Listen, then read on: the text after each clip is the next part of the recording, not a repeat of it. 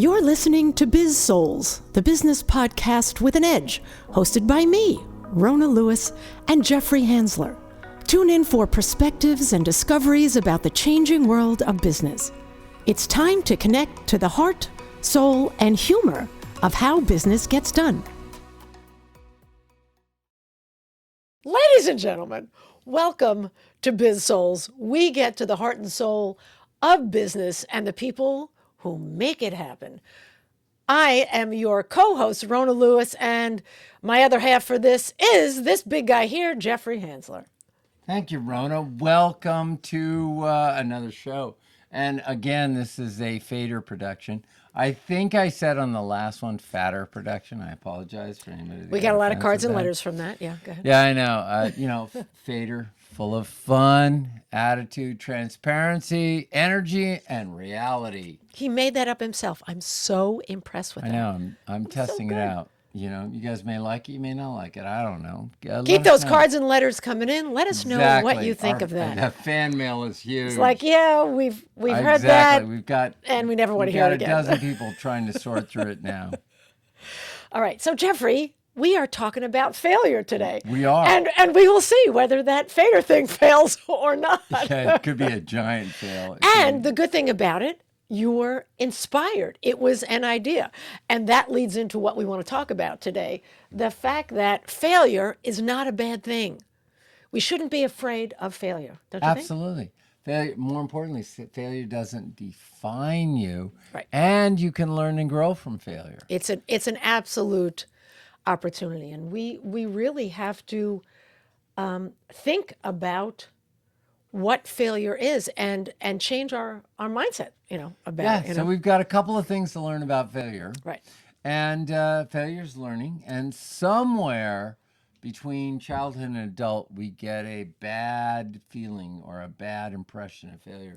Right. It becomes something we want to avoid. And right. So we're going to talk about that. What else are we going to talk about? We're going to talk about how to flip that thinking that we have grown up with into a more positive mode so that we can believe that failure is a good thing. Mode. You mean a positive relationship? Yes, with fine. Okay. There you go. There you go.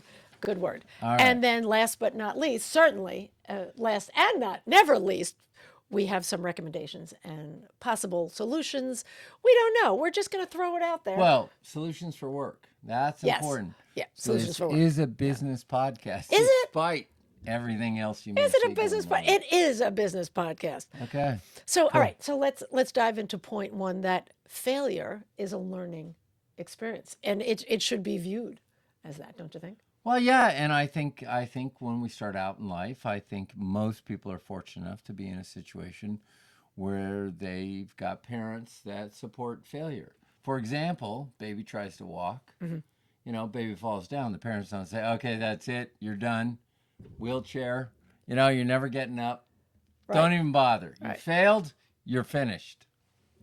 Yeah, and things change. You have a story about things changing. As we're super young, we get pushed to try new things, and then things change when we hit a certain age, don't they? For me, it was distinct, and we've talked about this before.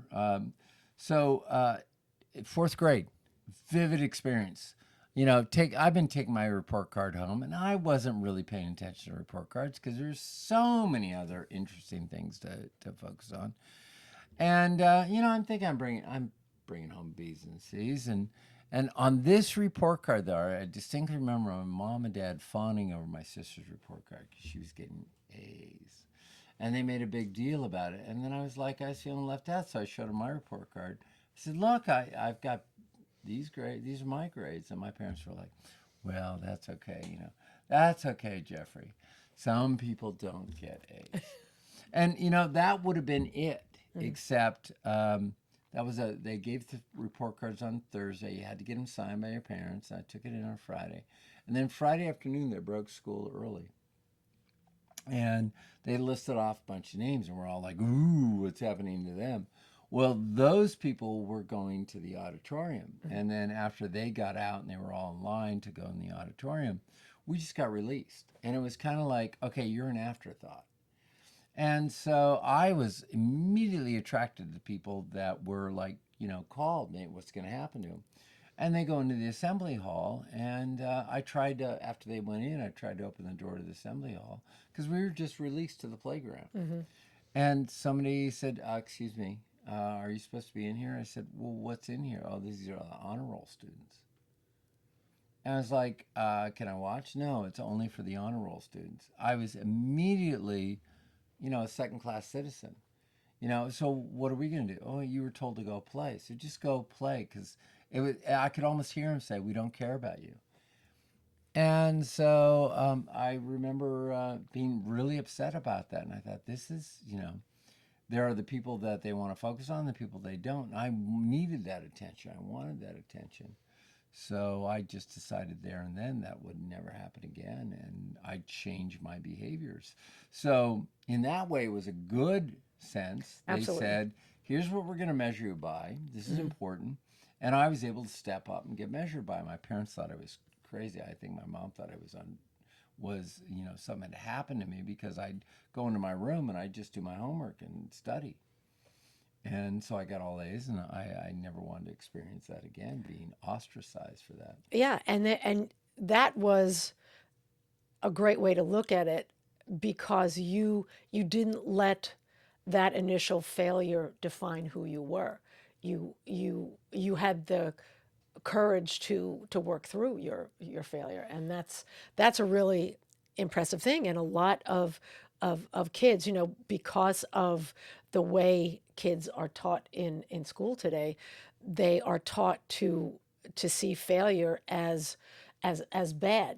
Ken Robinson has one of the most viewed TED Talks, and he talks about how our system is broken, that our system of learning kills creativity because of the fact that it's black and white learning. This is what we teach kids, and this is the test taking, and it doesn't allow for ideas. It doesn't allow for critical thinking, which that's a whole deeper dive, and I think we should do a whole separate podcast on critical thinking, because that starts really young. And basically, the way our school system works, it smothers creative thinking for themselves, thinking outside the box. I mean, you and I have this a lot. Your mode of thinking is not my mode of thinking. We have to work together, and we have learned to overcome that.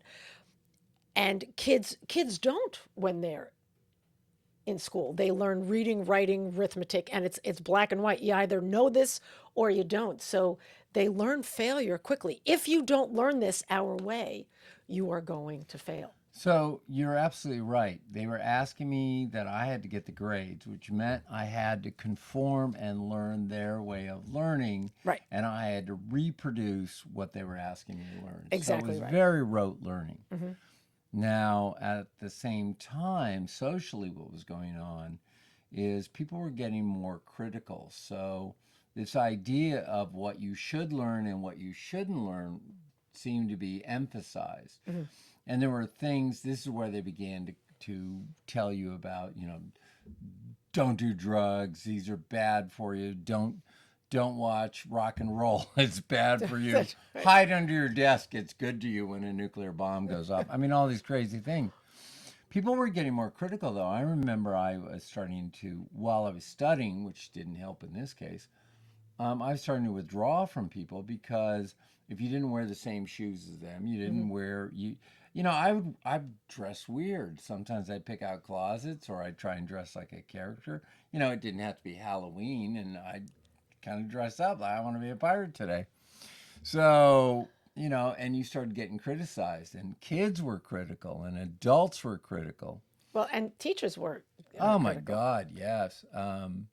I have a story about that. You have a story? Okay, I do, and this, it's let Ron tell a story. yeah. It's I think I was a senior in high school, and it deals with creativity and the sense of failure because of how kids read into it. I was in an art class, and my friend Michael got called up by the art teacher, and we were just kind of everybody was leaving, and she calls him over. And long story short, she literally says to him, "Well, you're really not a good artist, and you're not creative." Well, that shut him down. Now Michael is still is. He's not dead. He was a brilliant kid, and you could see the light go out in his eyes because he was able. He was excited about this art project. And when someone in authority tells you you're not good at something, you failed at this. The light went out in his eyes, and I don't ever remembering him trying hard to be creative and have ideas. So when someone in authority tells you you're doing something wrong, you have failed at something, especially at that age, it just shuts off that willingness to try to have ideas. And I think that's a really hard thing. Yeah, and I know we're not going to dive into critical thinking on this stuff. I think it stops. We begin to see things as point blank. They either like it or they don't like it. And there's a lot of that going on. Yeah. And in Michael's case, the teacher was limited. She'd probably been taught that, or he'd been taught that, whoever the teacher was. Yeah. And they'd probably been taught that. So they're just passing on their learning. So Right. it's almost like generationally, we're passing on this bad stuff. I remember for me in junior high, we get 70s, Jiminy Christmas. They everybody's into ecology and let's save the earth and let's do all this stuff for it. And the teacher was on this rant about cars and automobiles, and everybody's complaining about the pollution. And I shouted out, I said, well, why don't we go back to horses? So it was part of the discussion. I was throwing it out. And the entire teacher, she started off, oh, great, we're going to all deal with horses again. I'm going to get on a horse. In hindsight, I could realize she was probably terrified of horses. Knowing what I know about body language now, yeah, she was definitely terrified. But and that's not the point. The whole class turned on me. Yeah. Like, oh, that's the dumbest idea ever. And the fact that your teacher led it is very sad, and that just shows that her emotional intelligence was not very high. For her to have an entire class turn on you, I think is well, I don't think that was her her. intention. I think she actually felt bad about the entire class. I don't think she realized it. The message to me was clear, though. Keep your mouth shut and keep your ideas to yourself. Yeah, and so the big word is avoidance. We learn avoidance for creative thinking and sharing ideas because we don't have that psychological safety. And I think the way we are as kids, because the world is fast-paced, we make these decisions and then we stick with them even though things have changed. So now I'm an adult, and I notice a lot of adults don't think for themselves. They just they spit out somebody's ideas, or they say somebody else's platitude, or they just quote thing without actually thinking about it. And so I think chronically a lot of people have had this same experience where they were trying to be creative or innovative or interject a thought that they had, and I think they were shut down. So I don't think it's limited to just when you're a kid, and that we have to consciously take charge of our thinking, and that's why we brought up the concept of failure, that we have to realize as adults we have to change our thought process from when we were a kid, and it's not easy. It's a definite process. It can be really scary to totally flip our mindsets, and it's small steps, which brings us to our second point. Because we have to develop a positive relationship with it. Absolutely. And consciously. That's one of the things that we do. And there's a benefit to this in work, and we'll get to that one next. Again, I think it's a callback to our childhood. I think we're instinctually creative. I think we're instinctually looking to try and fail. Kids fall down and then they get up.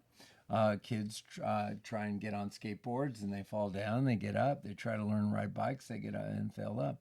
And I think we just need to recall that. I think that's a first healthy step, is to be that child again and maybe bring in incorporate games or toys. Well, and to that point, when I when when we go in and work with a group, one of the suggestions that I make is to look at things with a child's eyes, with wonder and curiosity. And that's what we forget, because when you look at things with curiosity, what happens if I do this? And you try something and you fail, so what? Okay, that didn't work. What happens if I do this? Right. And that leads to a sense of adventure, as opposed to I'm going to fail at this. So failure almost doesn't come into it. It's just another way to look at trying new things. Yeah. Yeah. And then along with trying new things, changing your perspective, the Right. old saying, glass half empty or it's half full. Really, you should just get a glass that's smaller so it's half full and you don't have to make a decision about it. Right. The whole thing is it's a perspective thing. And you have it's to how take we view it. Yes, and you have to take self-judgment out of it. You can't be hard on yourself, because that will just stop your creative process, because you get stressed about it. So, and to that point, that's a major point. I think that self-talk comes from the other voices that we've heard. Oh yeah. That teacher saying, "Oh, it's a dumb idea." Horses now, really, you're going to go backwards. That's your best solution. Which, and to her point, yeah, great. Except that was a brainstorming section. All they were doing is complaining about it. Right. And that's what you need to do. I mean, you did exactly the right thing. You threw out an answer. Let's try this. And she wasn't proactive enough and didn't know enough about how to deal with it to say, all right, that's one answer. Who else has something else? Right. To kind of join in. Instead, she did you the disservice of shutting you down, which is very unfortunate. And we have to realize, to that point, that our ideas are not who we are. So we can't be afraid of being judged about ourselves, taking it personally, sort of thing. So Rona, I mean, So what you're talking about is we have to make a choice on our outlook of it, and then we should also develop a better relationship with failure. And so, like, here's a place where I have a lot of failure: golf. And Don't we all? Yeah, what's the joke?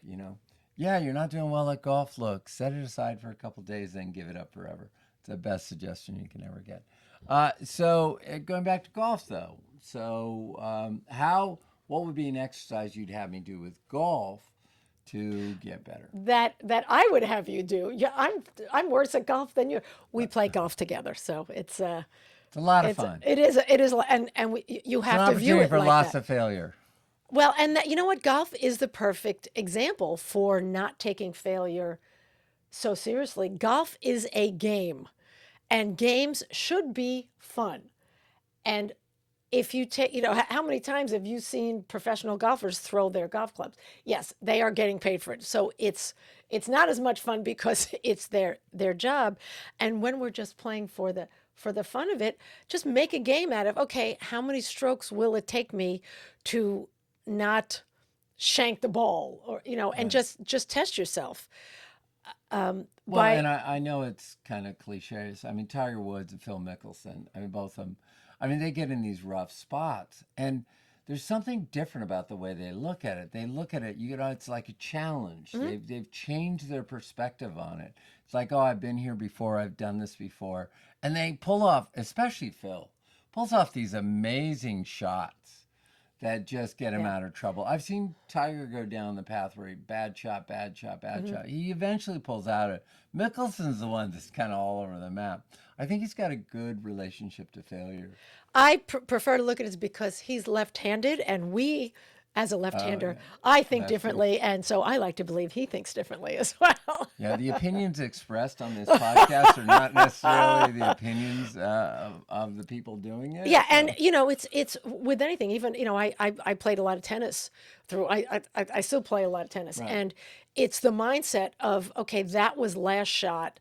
Each game in tennis is a chance to start over again. So even if it's 0-5 and a set is 6 games, I've seen people come back. I've come back from that. And if you look at it, if you change your perspective, you can conquer that fear of failure and just be courageous, go through it, and take it step by step. So it's all in your in your outlook, and you have to be resilient from it. You know. Yeah, and I think as I've gotten older, I've gotten much more comfortable with failure and doing things. And I think the people that are very successful entrepreneurs, start new companies, are very comfortable with failure and doing Yeah, you things have to be differently. kind to yourself. I know I've had to learn that because his, historically, I have been very hard on myself. I've been lucky enough that most things that I've gone for have been very easy. Most of the jobs that I went for when I was a kid, I've gotten. And all of a sudden, I would get a job, and all of a sudden that kind of stopped. That was before I became an entrepreneur, and that was because the last job I had, it didn't work for me. That's a whole. I'm not going to go into that. And it was just the surprise to me of failing in wanting what I wanted.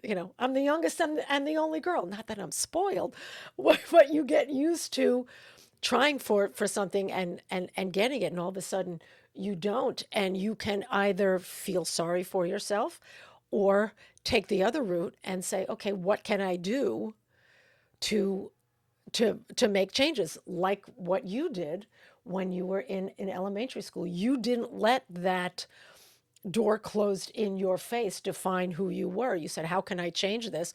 Well, I can study harder and make the honor roll and get all A's, so I'm included, which is what you did. Yeah, yeah, and so we've been really focusing on a mindset here, Yeah. and this, and getting back to business of it. So we're doing this. We're talking about this from a personal standpoint because, really, from a personal standpoint, it does help you. And one of the biggest changes people don't realize that are young today is back in the 70s and the 80s. If you were, start a consulting company, it was like, oh, so you can't get a job somewhere else. That's Whereas right. now you're an entrepreneur, since you threw that one out. So we have a more positive aspect of people trying to do things, as opposed to before was a negative, you should be working for someone. And the point we're trying to get to is, look, this is important for business because this is a business podcast. Right. And in 2016, 2019, ATD, which is the Association for Talent Development, used to be the American Society for Talent Development, except they went international, so now they don't want to call it American. So it's the Association for Talent Development. They did surveys of CEOs, and they half expected, I guess, from the report, that ROI would be the number one thing leaders are looking for. That wasn't the case, though. They're looking for innovation and creativity, Right. because in today's fast-paced world, they have to have it. And so now we've got a school system that has trashed innovative and creative thinking, and now the business owners are requesting it. And so that really leaves a huge gap going on, which is one of the reasons we should learn it on our own. Absolutely. And I'm actually gonna give you another statistic for that, because we're all about metrics. Forbes, Sometimes. sometimes. Forbes in 2019 found that 77% of CEOs were looking, the two biggest things that they're looking for in new employees was creative thinking, and innovative thinking. Right. So it's a thing, It is a thing. and you can't have creative thinking without being amenable to failure. Right. And you know what? It's leadership has to be able to be open-minded and be willing to let their people fail, because without failure you can't get closer to success. Yeah, So I wish that were the case. There's just too many examples where leadership was not an encourager of Right. creativity or innovation. So all right, so I mean, you get focused on you did that wrong, you didn't do that right, it's not fast enough, it's not done on time, it's not they're like this. helicopter leaders. It has to be my way or the highway, and that makes it hard. So do you think that the majority of leadership out there, and by the way, leadership, just to stress this point, leadership has said, oh, you can't work from home because it'll never work until COVID hit, and then all of a sudden leadership gets Surprise! it. So going back to the leadership, do you see more leaders being kind of like, no? Are they the people that do they create a creative environment, an innovative environment, or do they shut it down? I think the leaders are coming, but and by leaders we mean anywhere from C-suite to managers, anyone who is leading any group. They are slowly but surely coming to the realization that things have to change because business as usual isn't there anymore. And for those who are working for leaders who insist on this is the way we've always done it and we're going kicking and screaming, you have to be the one who encourages your team to have that trust that their ideas won't get shut down. Okay, so let's talk about a success for leaders. So Okay. real quick, so Elon Musk, they're SpaceX are getting in space. Third booster rocket crashes. They're trying to land him. What is it? $60 million it saves. You know, he's saying there's no cash flow. We can't land the boosters. So third one crashes. So he tweets, well, at least the pieces are bigger. Right. I'm thinking that's brilliant. Right. It is brilliant. He's telling the people inside, hey, we're in a new, innovative environment. We're going to make mistakes. We're going to have failure. This is how you get to success. Just fail faster. Right. And so I don't know, though. Do you think he brings that into the company? I mean, people look at Jobs and say he was a visionary and he was creative and innovative and everything else. Except, even from my own experience early with Apple, he was a tyrant and he would tell people what to do and focus on. I mean, in some cases, get the best out of him. In other cases, he just created so much fear that they were just frozen. They couldn't even move. Right. Well, and that's where the courage comes in to take that risk, and it's a definite choice of following through with your ideas because you think they can improve the situation at work. So what you're saying is in an environment where you don't have somebody that's creative, that's innovative, that's creating a safe environment. Yes, you have to take it upon yourself to do it. Right. So, and then if you take it on yourself to do it, that's also, you get to practice the skills. Absolutely. Because it's not going to go great. Yeah. Like if you live in a company that's basically fearful and against innovation, by which, we sometimes get dragged into companies to do, work on it. Yeah. And I was on a board of an organization that they're terrified of any idea coming from the outside. And they kill it. I mean, they look at ideas from the outside, no matter how good they are, like, a virus that has to be eradicated. It's awful. It's terrible. So in that environment, though, I've got to create a safe space. Yeah. But, and so what's one tool I could do to create a safe space? What's one, well, you do play. I was just going to say, what do you think I'm going to say? Play. Of course, it all has to do with play, and play enables you to be in the moment, to learn trust, because with play, you're vulnerable, you're authentic, there's transparency, and you're in the flow. And all of these things keep you in a better mood, facilitates trust for the team you're with, and enables creative thinking to come out easier because you're in that trust mode. So, you're talking about a perfect world, though. You're talking about an environment that's oppressive, and then somebody brings in play.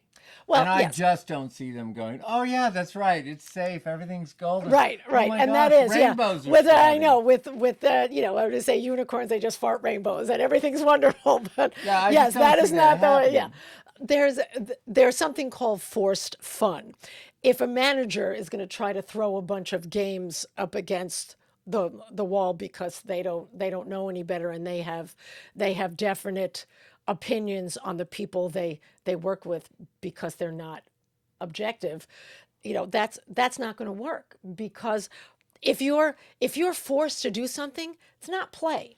Well, hang on, Rona. So what you're saying is they shouldn't try it. That's not what I'm saying. What I'm saying is that it may make sense. Now, I'm not saying this is a commercial. And sometimes if you bring in outside forces to help, I don't like, for instance, Okay. Commercial alert. This I know is a it is a little bit commercial. of a commercial. It is a commercial. Yeah. All right. Consultants Rona, can come could they in. do it with what? If they do it with you, are you going to have success right away? If like in that environment, would you have success right away? After we do, yes, after we check I call them key play indicators, and we do our Okay. assessments, absolutely. Sometimes having somebody who is objective, and you know what, doesn't have to be a consultant. You can have cross-referencing. Different managers can go into different offices. They don't have opinions on the other people who they're not working with. So you can try all kinds of Right. things to bring that in. The point is there's unconscious bias with that. Okay, that makes sense. So they should try it. They may have failure, Yeah. and they should just keep trying it. Absolutely, as long as it's purposeful play, that there's a method to the Right. to the madness, which is another conversation. We will do a deeper dive for that later. So I Yes. think you should schedule time to try new things. Like for example, exercises you read, or reading a poem, or reading a book, or just changing things up and trying to change a meeting. So that's something they could try, and then you fail at it. So what's the price you fail at? People roll their eyes. They don't look at something. I think you have to be willing to play with things and experiment. I started a program early in my career of speaking, and I started reading a Dr. Seuss book. It it didn't work. A lot of people didn't get it. It was my fault, of course, I'm sure. Although at the time I didn't blame it on myself. Yeah. And I've tried it since then. I've gotten it to work. So anyway, so you Yeah, just and keep throwing stuff out there. well, yes, and there's something that a lot of companies do, and where they allow 20%. And anywhere between 10 and 20% for like free play, where people get that amount of time to work on ideas and creative thinking that can help push a company forward. So whether it's a new product, a new service that can work with whatever that company is, they get the option of no opinions, just go do it and let's see what happens. So that's a really cool Yeah. thing to do, no matter what area you or what business or service your company's in. And here's another one. More specifically, I have a background in advertising and marketing. So let's say, for instance, if you have an advertising company or marketing where you're working on a tagline, and you want to give people as much free reign as possible without giving them, okay, here's 9 weeks to do this. Not going to happen. There's Right. definite deadlines. You give them, 20 or 30 tries to come up with the right tagline. That's a lot of tries, and you have free reign for that. And what happens if they don't get it within those 20 or 30? You give them another 20 or 30. So they learn that it's safe for them to come up with awesome, outrageous ideas that may be outside of the box thinking, which is fantastic because you never know where ideas are going to come from, and they're not afraid of failure. Yeah. No, it makes perfect sense. Yeah. So Well, it's all about flipping that mindset that it's okay to fail because of the success you'll eventually have. Well, and we can take advantage of the fact that organizations are changing. They're changing software programs. They're changing processes for doing things. Companies are now making changes on a regular basis. Every one of those change opportunities is a chance to try, a chance to develop creativity and innovation within the group. Exactly. Yeah. Exactly. Okay. So I think we about beat this horse to death. I did. Final points. Final points. So how do you want to end this? What's Well, your final point? My final point is just to play with how you look at failure. How can you flip your viewpoint to a more positive way of looking at the fact that failure is it's an extended 4-letter word, and it shouldn't be. It's how can you have fun with failure? So that's what I would say. And I think, for my final point, look, you've got to look at yourself. You got to look in the mirror, and you have to decide that I'm going to analyze what went on and where some of my thought processes are coming from, where are my fears. So really, it's kind of like an exercise in emotional intelligence, a little EI exercise, where you become very self-aware and aware of what drives your decisions and aware of your fears and aware of things, and then manage those fears, manage those ideas, and think for ideas that serve you both at work and serve you personally. Yeah. And one always goes into the other, because once you practice it one place, it kind of bleeds into the other, don't you think? I absolutely do. Yeah, great So, point. Rona, I've enjoyed myself. I hope you enjoyed yourself. We always have fun together. We hope you've enjoyed this. Absolutely. This has been the podcast Biz-Souls with your host, me, Rona Lewis, and him, Jeffrey Hansler. Just me. See That's ya. just you. See you later. You've been listening to the Biz-Souls podcast with your hosts, Rona Lewis and Jeffrey Hansler. Did you have fun? Subscribe, rate, and leave a review. It's very much appreciated. Talk to you next week.